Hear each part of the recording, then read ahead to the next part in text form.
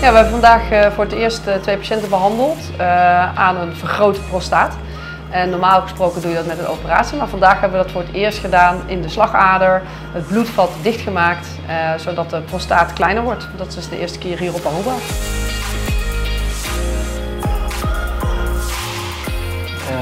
Professor Pisco is eigenlijk de uitvinder van deze techniek. Die komt uit Portugal.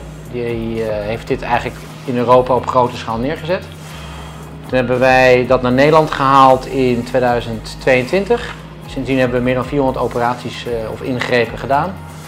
En met succes. En eigenlijk dit is de eerste keer dat we het op de Antillen doen. En ik ben eigenlijk om mijn eindje te assisteren en het te leren. Zodat zij het in de toekomst zelfstandig kan. Nou, de normale standaardbehandeling is een operatie. En daarbij wordt de prostaat van binnenuit kleiner gemaakt. Maar dat heeft soms wat nadelen en is echt een operatie met narcose, lang in de ziekenhuislijn. Alleen ten eerste kunnen niet alle mannen die operatie ondergaan, omdat ze soms qua gezondheid niet sterk genoeg zijn om dat aan te gaan. En het is niet altijd wenselijk om een operatie te ondergaan. Dus het voordeel hiervan is dat je echt een dagopname, je bent 1 dag in het ziekenhuis. Je wordt lokaal verdoofd in de lies, waar je de ader ingaat, de slagader. En je bent dezelfde dag weer naar huis. De kans op bijwerking, op complicaties is veel kleiner. Dus daarom is dit een enorme winst als een extra mogelijkheid om een vergrote prostaat te behandelen. De procedure duurt gemiddeld tussen de 1 en 3 uur, afhankelijk van hoe goed de vaten zijn. Dit waren 2 oudere mannen van 80 jaar en ouder.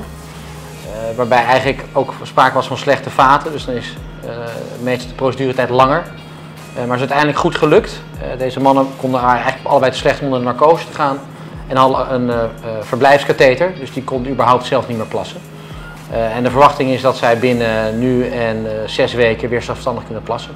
Dus dat gaan we binnenkort zien. Ja, nou we gaan de resultaten afwachten, maar ik verwacht dat dat echt positief gaat zijn voor deze 2 mannen, dat de katheter er permanent uit kan.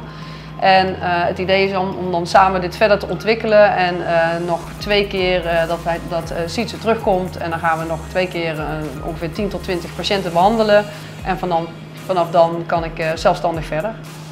Het is misschien een hele kleine stap, maar voor heel veel mannen op Aruba een hele grote stap. Dat we deze behandeling nu hier uitvoeren, geeft uiteindelijk een enorme kwaliteitswinst voor onze patiënten. Minder complicaties, een dagopname, dus je bent veel sneller thuis. En uiteindelijk kan je ook veel sneller weer in je werkzame leven verder. Dus ik ben onwijs trots dat wij als eerste ziekenhuis hier in de Caribiën deze behandeling gaan uitvoeren, of hebben uitgevoerd en gaan uitvoeren in de toekomst. En ik denk dat we heel veel mensen heel gelukkig gaan maken.